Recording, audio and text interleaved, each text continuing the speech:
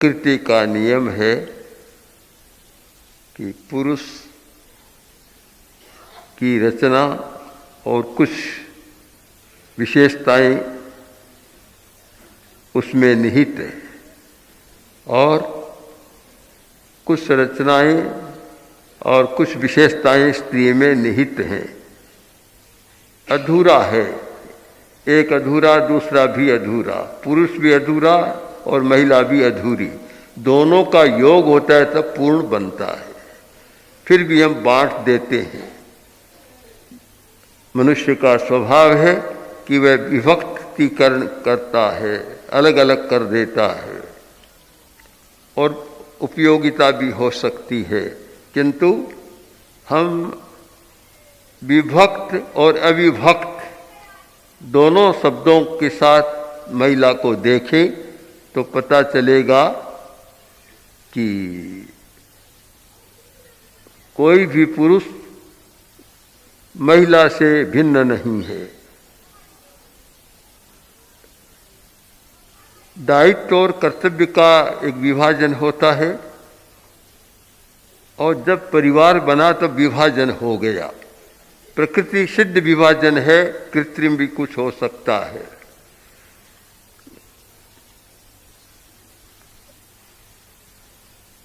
समाज की पहली इकाई है परिवार और संगठन बाद में है सब, क्योंकि एक से दो बनते हैं, दो का युग्म होता है तब एक समाज बनता है। अकेले में तो अकेला ही रहता है, वह समाज नहीं बनता। तो परिवार समाज की इकाई और पुरुष और महिला का योग एक इकाई है।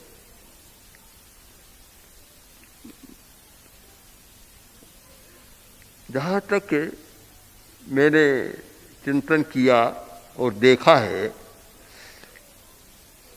कि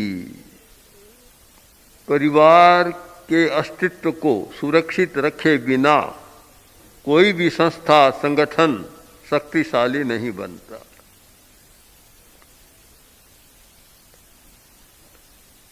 सह-अस्तित्व की कला या सह-अस्तित्व का पाठ परिवार से मिलता है।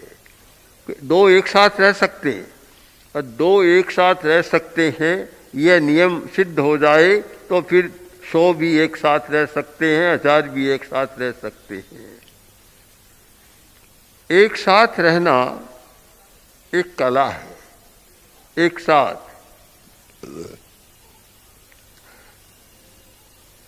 दो होते हैं तो नया कुछ लगता है। मैं देख रहा हूं एक छोटा बच्चा कुर्सी लिए जा रहा है। दो हो गई, एक बच्चा है और एक कुर्सी है। एक को बेचना है, एक को बेचना है और एक को बिठाना है। यह है परिवार। परिवार में सहयोग, सहानुभूति और सह अस्तित्व ये स्वयं सिद्ध हैं। और क्यों है कि पुरुष ने अनुभव किया कि महिला के बिना काम नहीं चल सकता और महिला ने अनुभव किया कि पुरुष के बिना काम नहीं चल सकता। हम लोग गंगा शहर चतुर्मास कर रही थी। एक भाई आया, एक बच्चा पास में चल रहा, अंगुली पकड़ी हुई और एक बच्चा गोद में। वंदना तो पूरी की या नहीं, पहले ही बोलना शुरू कर दिया कि अब मैं क्या करूं, अब मैं क्या करूं। मैंने कहा क्यों, क्या बात है, करूं क्या। पत्नी का दुर्घटना में देहावसान हो गया। अब मैं हूं और ये दो बच्चे हैं। पत्नी थी तो इनका पालन करती थी, मैं निश्चिंत था और मैं अपनी दुकान का काम करता। अब मैं इनको संभालूं या दुकान को संभालूं, मेरे सामने समस्या है, क्या करूं मैं। तब अनुभव किया कि परिवार के बिना व्यक्ति कितनी कठिनाई अनुभव करता है। अकेले का परिवार बनता नहीं, कम से कम दो तो चाहिए तब परिवार बनता है। और सहज सिद्ध एक दायित्व बोध भी है कि आदमी पैसा कमाता है और स्त्री रसोई बनाती है या घर को संभालती है, गृहिणी है, गृहिणी। न गृहं गृहमित्याहुर गृहिणी गृहमुच्यते। संस्कृत का एक बहुत सुंदर वचन है कि घर का नाम घर नहीं है, गृहिणी गृहमित्याहु, गृहिणी का नाम घर है। न गृहं गृहमुच्यते, घर को घर, ये ईंट चूना पत्थर से बने हुए घर को घर नहीं कहा जा सकता। जो गृहिणी है वह वास्तव में घर है। अब जब लोग आते हैं, हम पूछते हैं भाई कौन कौन आए हो, कहते हैं मैं आया हूँ, घर क्यों आई है? घर क्यों आई है? तो घर तो साथ स्त्री के साथ है, घर तो पुरुष के साथ नहीं चलता, स्त्री के साथ घर चलता है।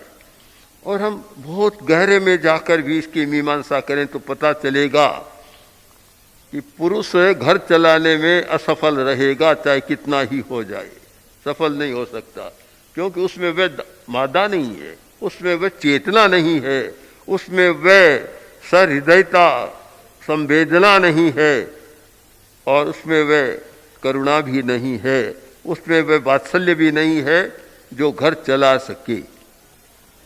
ये अपनी विशेषता है स्त्रियों की। पुरुष के पंक्ति में एक तो आया तो यह आया कि पैसा कमाना, कि आजकल तो वह भी हाथ से जा रहा है। आजकल तो हमने देखा, इन 1-2 वर्ष में तो बहुत देखा कि कोई भी आता है, पुरुष है, स्त्री है, लड़की है, क्या ये लड़की अब सर्विस में लग गई, इंजीनियर बन गई या MBA कर लिया, CA कर लिया, सर्विस में लग गई और 50,000 रुपया मासिक कमा रही है। अब ये एकाधिकार पुरुष का भी नहीं रहा, पहले तो एकाधिकार रहा होगा, अब एकाधिकार नहीं रहा, स्त्रियां भी आगे आ रही है। इस स्थिति में यह विभाजन करना बड़ा कठिन है। हम विभाजन की बात को छोड़कर इस पर ध्यान दें कि अगर परिवार की संस्था, परिवार एक संस्था है, परिवार की संस्था विखंडित होती है तो एक प्रकार से शांति से जीने का सूत्र भी हाथ से छूट जाता है। फिर आदमी जी नहीं सकता, क्योंकि कुछ अर्थों में स्त्री में जो सहिष्णुता प्रकृति सिद्ध है वह पुरुष में नहीं है। एक छोटे बच्चे का पालन करना, उसमें कितनी कठिनाई है वह स्त्री महिला जानती है, पुरुष जानता नहीं। जानता है तो छोड़कर भाग जाएगा कि नहीं चाहिए, दो धक्का दो, बस धक्का दे देगा, कर नहीं सकता। स्त्री कठिनाई को सहन करती है, सहन करना जानती है। तो अब परिवार का मतलब है कि स्त्री और पुरुष दोनों की विशेषताओं का योग, इसका नाम है परिवार। एक विशेषताओं का योग बन गया, परिवार बन गया। अब हम उन विशेषताओं को बांट नहीं सकते, अलग नहीं कर सकते, पृथक्करण नहीं हो सकता। केवल स्त्री समाज नहीं बनेगा, समाज नहीं चलेगा, केवल पुरुष तो समाज नहीं चलेगा। दोनों का अपना अपना एक महत्व है और उस महत्व का हमें अंकन करना चाहिए।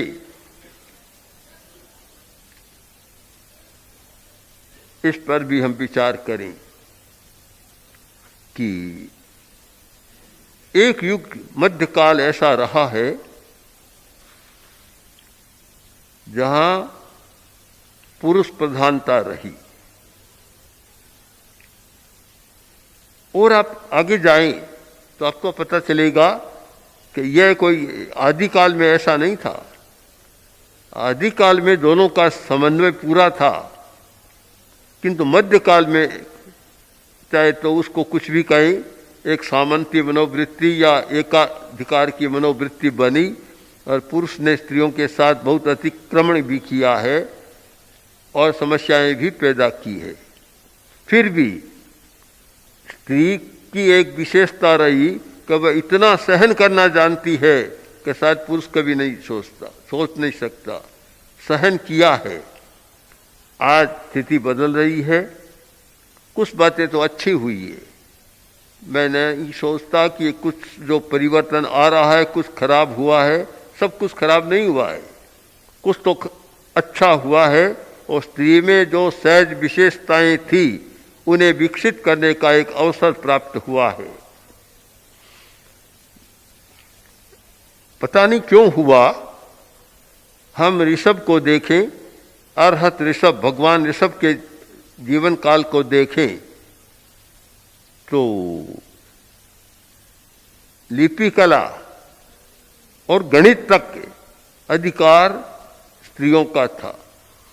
भगवान ऋषभ ने जब विद्याएं सिखलाई, भरत और बाहुबली को ज्ञान दिया, तो दोनों पुत्रियों को भी दान दिया। बराबर का दान, विद्या दान किया था। और कला, लिपि सब ये महिलाओं से विकसित हुई थी। तो जो विकास हुआ था वह चला है, किंतु बाद में समय परिवर्तन होता रहता है और पुरुष के अहंग ने स्त्रियों को पीछे रहने के लिए ढकेल दिया गया और ऐसा हुआ है। अब इतिहास के अतीत को तो हम केवल देख सकते हैं, जान सकते हैं, किंतु वर्तमान में जो कुछ हो रहा है, मैं मानता हूं कि चिंतन काफी बदल रहा है, पर उसमें कमी भी आ रही है कि जो सहिष्णुता, जो संवेदनशीलता, जो सहानुभूति का तंत्र परिवार को एक इकाई के रूप में रखता था, एकजुट रखता था, उस स्थिति में परिवर्तन आ रहा है। परिवार विखंडित हो रही है। संयुक्त परिवार की जो बात थी, आज वे कभी ऐसा न हो जाए जैसे राजाओं का नाम भी इतिहास में रहेगा, वैसे संयुक्त परिवार भी इतिहास की वस्तु न बन जाए। संयुक्त परिवार में कितनी सुविधा थी, कितना उसका विशेष वैभव था संयुक्त परिवार का, किंतु आज कम मिलता है। मैंने अपने जीवन में देखा, इधर बीकानेर राज्य, जोधपुर राज्य, उदयपुर राज्य, इन सब राज्यों में देखा कि कितना एक संयुक्त परिवारों का चक्र सा चलता था। बड़े बड़े परिवार। एक बार मैं भिक्षा के लिए सुजानगढ़ में एक परिवार में गया, कठौतिया परिवार, जो मोहनलाल जी कठौतिया, जो हमारे प्रेक्षा ध्यान के प्रमुख व्यक्ति रहे हैं, उनके परिवार में गया। तो पहले तो रोटी ली, फिर कोई साग लिया, फिर कढ़ी। अब कढ़ी सामने आई तो एक हांडी थी, बड़ी हांडी सी। निको कढ़ी इतनी बनती है क्या? कढ़ी इतनी, पानी तो होता है घड़े में, घड़े जैसा, पर घड़े में कढ़ी ये कैसे? बोले कि 100 आदमी एक साथ जीमते। और भी अनेक स्थानों पर देखा है, बहुत सैकड़ों परिवार ऐसे देखे हैं।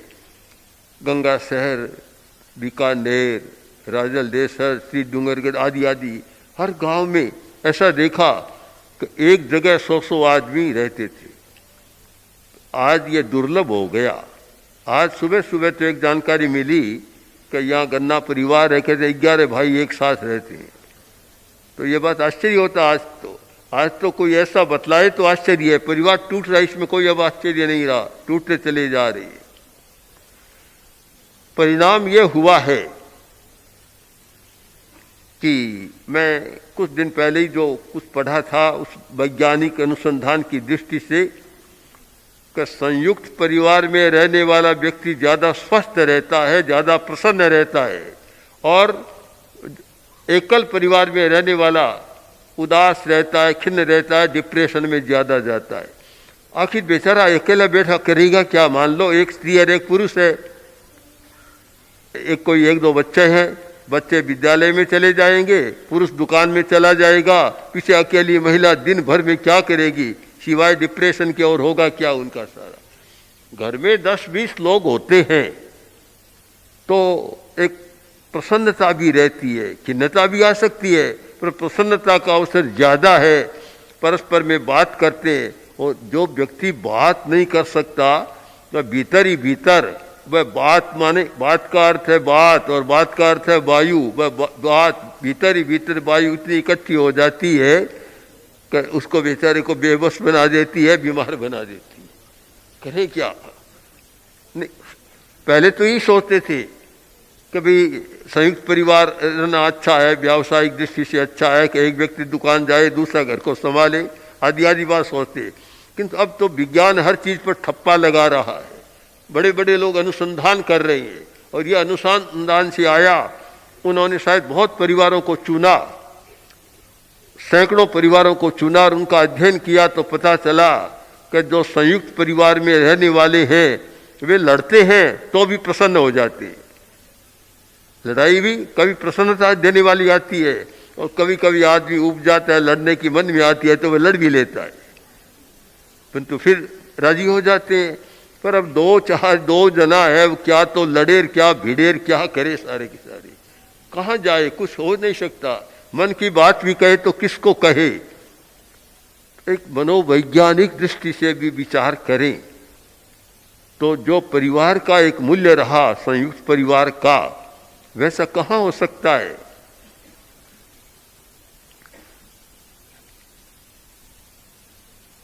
यद्यपि परिवारों में विभाजन तो होता था पहले भी, किंतु वह विभाजन मात्र कभी घर में इतने आदमी हो गए तो एक साथ रसोई नहीं तो अलग अलग चूल्हा, पर अलगाव नहीं था। विभक्त था पर अलगाव नहीं। आज तो एक अलगाव हो गया। मुझे याद है जब मैं छोटा था, हमारे पिता 4 भाई थे, ये प्रतिबंध नहीं था कि घर में ही मैं रोटी खाऊंगा। जब घूमते घामते किसी घर में चले जाते चारों में से, बस वहीं रोटी खा ली, वहीं भोजन कर लिया। यह नहीं कि यह मेरा घर है कि यह कोई दूसरा है, क्योंकि एक प्रकार से वह संयुक्त ही था सारा परिवार। आज तो बहुत पृथक हो गए, और कहूँ तो कैसा लगेगा आज के युग के लिए, किंतु कहते तो है समाजवादी युग, किंतु आज जितना व्यक्तिवाद बढ़ा है उतना शायद अतीत में कभी नहीं बढ़ा होगा। इतने व्यक्तिवादी हो गए। जिन लोगों ने पैसा कमा लिया वे तो किसी की परवाह नहीं करते, भाई की भी नहीं करते, परिवार की नहीं करते, और समाज की भी नहीं करते। वे तो सब हमारी दुनिया अलग है, अलग मान लेते हैं। यह सारा एक प्रकार का पागलपन पैदा हुआ है। ये व्यक्तिवाद, कोरा व्यक्तिवाद एक पागल का प्रलाप है, कोरा व्यक्तिवाद। यद्यपि हम अनेकांत की दृष्टि से देखें तो व्यक्तिवाद और समूहवाद या समाजवाद दोनों का अपना स्थान है, किंतु एकांत का स्थान नहीं है। एकांत में नय दुर्नय बन जाता है, एकांत सापेक्ष एकांत नय और निरपेक्ष एकांत दुर्नय बन जाता है। तो आज तो वह दुर्नीति या दुर्नय बन रहा है। इन सारे पहलुओं पर विचार कर हम परिवार की समस्या को सुलझाएं, और संयुक्त परिवार हो सके तो उनको प्रोत्साहन देना भी जरूरी है। कभी सहन करना सीखो। एक सहिष्णुता है तो परिवार साथ में रह सकेगा। सहिष्णुता के अभाव में ही सारा ऐसा होता है। 2 भाई, दोनों का घर बराबर, कोई बात नहीं, वहां तक तो ठीक है। रहने की व्यवस्था, रसोई की व्यवस्था अलग हो। संयुक्त परिवार का मतलब केवल रसोई साथ में इतना ही नहीं, हमें व्यापक अर्थ में सोचना चाहिए कि 4 भाई या 4 रसोइयाँ बनती है तो कोई खास बात नहीं है, किंतु चारों में अलगाव न रहे।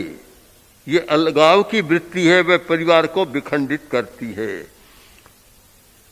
किंतु 2 भाइयों में अलगाव पैदा हो गया और एक दूसरे को देखना पसंद नहीं करते। दोनों की कोठियां पास में थी, और एक भाई की कोठी में सुपारी का पेड़ था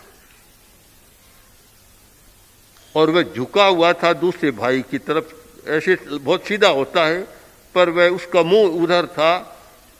तो उस कोठी के लोग भी कभी कभी सुपारी तोड़ देते। बहुत लंबा पेड़ होता है, उसको पता लग गया कि मेरे पेड़ से सुपारी तोड़ रही है। सीधा कोर्ट चला गया। एक छोटी सी बात, परस्पर बैठकर समझौता कर सकते, बातचीत कर सकते, पर सीधा कोर्ट चला गया, केस कर दिया उस पर। अब केस का काम तो ऐसा है कि केस और क्लेश दोनों को एक अर्थ में लेना चाहिए। संस्कृत में है क्लेश, अब प्राकृत में बन जाएगा केश। क्लेश क्लेश ही होता है और केस केस ही होता है। काफी दिनों तक मुकदमा चला, बार बार हुआ। आखिर न्यायाधीश बहुत अनुभवी था, समझदार थे और उन्होंने देखा कि बिना मतलब लड़ रहे हैं छोटी सी बात को लेकर। तो एक दिन न्यायाधीश ने कहा मैं तुम्हारे वहाँ साक्षात करने आऊँगा। गए, देखा बड़ी बड़ी कोठियाँ और एक कोठी के किनारे पर एक पेड़, ये सारा योजना बना ली। दोनों भाइयों को बिठाया और न्यायाधीश बात करने लगे। पीछे से मजदूर आया और पेड़ को काट दिया। जब बात कर उठे, देख समझौता नहीं होता, नहीं हो रहे, मान नहीं रहे, दोनों का अहंग टकरा रहा है। एक कहता है कि मेरी कोठी में पेड़ उगा है, ये कैसे सुपारी तोड़ सकते हैं। दूसरा कहता है कि हमारी ओर झुका हुआ उधर आ रहा है तो हम कैसे नहीं तोड़ेंगे। विवाद मिट नहीं रहा था, मजदूर आए और पेड़ को काट दिया। अब उठे राय, देखा ये क्या किया। न्यायाधीश ने कहा तुम्हारे केस को हमने समाप्त कर दिया, फैसला कर दिया, बस लड़ो। तो हम चिंतन करें कि संयुक्त का अर्थ भी व्यापक करें। व्यवस्था की दृष्टि से विभाजन होता है, उसको तो हम संयुक्त परिवार के रूप में स्वीकार करें। और मनोभेद की दृष्टि से या अहंकार की दृष्टि से, उन्माद की दृष्टि से परिवार का विघटन होता है, वह वास्तव में परिवार का विघटन है, वियुक्त परिवार है। और वह वियुक्त परिवार स्वयं के लिए समस्या पैदा करता है, अपने मानसिकता को भी एक अन्य मनस्कता या पागलपन की ओर ले जाता है। इन सारे पहलुओं से विचार कर हम प्रशिक्षण की व्यवस्था करें। अगर परिवार के प्रशिक्षण की व्यवस्था हो, और मेरा विश्वास बहुत है ट्रेनिंग में, प्रशिक्षण में, कि जहाँ जिस बात का भी प्रशिक्षण होता है तो वह कार्य हो जाता है। आप मनुष्य की बात छोड़ दें, पशुओं को भी जो प्रशिक्षित किया जाता है, आजकल के वैज्ञानिक तो ज़्यादा पशुओं को ही प्रशिक्षित कर रहे हैं। पुराने जमाने में भी करते थे, आजकल तो चूहा, बंदर आदि आदि छोटे छोटे जानवर या कुछ बड़ा जानवर, वे उनके आधार पर सारा वैज्ञानिक शोध चल रहा है, वही सामने आ रहे हैं। मैंने देखा आचार्य तुलसी ने जब दक्षिण भारत की यात्रा की, वहाँ एक तमिल का भाई, एक तमिलनाडु का तमिल भाई, वह बड़ा श्रद्धालु बन गया, बड़ा संपन्न आदमी था। लगभग रोज एक दो दिन के अंतराल से आ जाता। अकेला नहीं आता, हाथी लेकर आता था। और वह आता और हाथी को जो वंदना कराता, आदमी भी सोचे भी बहुत अच्छी बनना, मुझसे ज़्यादा अच्छी बनना कर रहा है। इतना प्रशिक्षित कर दिया था उसको। मैंने स्वयं देखा, हम लोग हरियाणा में थे, हरियाणा की यात्रा कर रहे थे। उमरा, हंसी के पास एक उमरा गांव है, वहाँ गए तो वहाँ एक भाई अपने घोड़े को लेकर आया और घोड़े के जो करतब देखे तो बड़ा आश्चर्यकारी लगा। तो भला पशु भी प्रशिक्षित हो सकता है, तो मनुष्य के मस्तिष्क में तो बहुत शक्ति है। उसके पास बहुत अच्छा रीजनिंग माइंड है, उसके पास बहुत अच्छा नियोकॉर्टेक्स माइंड है, सारा ये है। तो भला वह क्यों नहीं हो सकता। कमी हमारी है कि हम बात तो करते हैं, या भाषण देते हैं, प्रवचन करते हैं, उपदेश देते हैं, कथा वाचन करते हैं और आदि सारे करते हैं, किंतु इस बात को भूल जाते हैं कि ये पूरक नहीं है, पूरा काम इनसे नहीं होता। पूरा काम करने के लिए प्रशिक्षण की जरूरत है। अगर पारिवारिक प्रशिक्षण का क्रम चले तो स्थिति परिवर्तन हो सकती है। अभी हमने जो काम शुरू किया था परिवार के शिविरों का, उसका परिणाम देखा। उदयपुर में अनेक शिविर लगे और उनका भाइयों से बात की, परिणाम देखा तो उनका दृष्टिकोण बदला है। बस यही है कि हमारा दृष्टिकोण बदल जाए। हम प्रवचन भी करें, साथ साथ प्रयोग करें, प्रशिक्षण दें। अगर पारिवारिक प्रशिक्षण का क्रम चले तो बहुत अच्छा है। और मैंने तो एक बार उदयपुर में कहा था कि जब शादी होती है, वर वधू दोनों है, दोनों को 2 सप्ताह का प्रशिक्षण पहले दे दें कि परिवार में कैसे रहना, कैसे शांतिपूर्ण जीवन बिताना, तो शायद ये बहुत सारी समस्याएं सुलझ सकती है। पारिवारिक प्रशिक्षण, परिवारों को कैसे प्रशिक्षित किया जाए और विवाह से पहले ही उनको प्रशिक्षित किया जाए, ये उपक्रम चले तो शायद इसमें सफलता मिल सकती है। ओम श्री महाप्रज्ञ गुरवे नमः। गुरवे नमः, गुरवे नमः। ओम श्री